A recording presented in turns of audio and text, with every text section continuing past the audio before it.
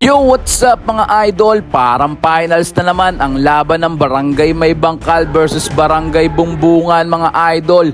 Napaka-intense ng laban, pati mga meron nagkakaasaran. Pinauwi ba naman ng player ang meron ng May Bangkal? Pero hindi lang dyan nagtatapos mga idol.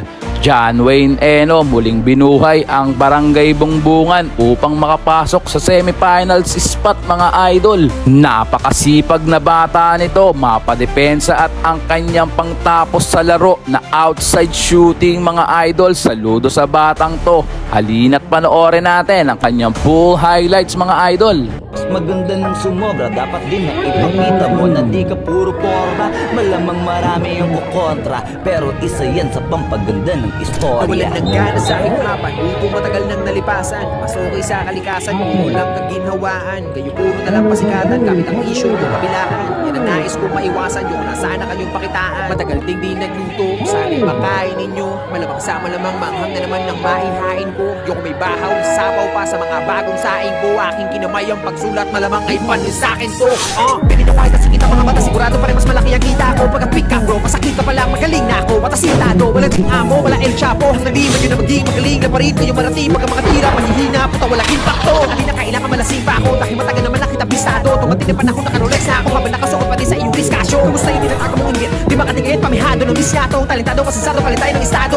Isang big na no, mababaw ba? Alam ko, hindi nyo ako masisisi bro. Bakit? Pag nagmalalim ba ako, masisisid nyo? Binabasa ko lang ang mga sulat ko sa mga utak nyo para magulat ko. Yung talukat nyo, malaong talmo, ang katulak mo, ulat ko.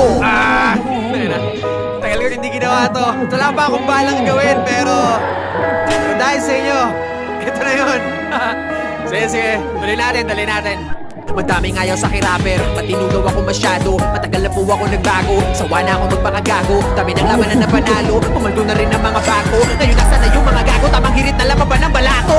Kung inakala ninyo na madali lang lahat ito na gawin, akin ang tatapatin, nasasampalin yung mga pili magaling. Adik sa green, alak na gin, anod ka na, hindi ka natin, laka pa rin, kaya gawin. Hanggang ngayon nakaasa pa rin. Kami yung issue sa eksena, na-drop nyo kung may problema. Puro parinig, walang payanig, bukod sa baduy, puta okay na. Tama na yung kababawan nyo, mga nauna at kasabayan ko. Puro katangahan naman yung pinagdadala nyo ng katapangan nyo. Ako na ako sa Palawan bro, goods na ako sa galawan ko. Kaya sorry na sorry sa lahat ng naangasan ko. At sa mga kabataan, pumili ng kahangaan. Patunayan nyo ang salita, kayo ang pag-asa ng bayan. Isa lang ang aral na tinuro sa atin ng panahon ngayon. Kung ano man ang mayroon, di panghabang buhay yun. Kaya huwag nating sayangin ang bawat pagkakataon. Ang salitang bukas, kaya bukas mayroon pa pang ganun.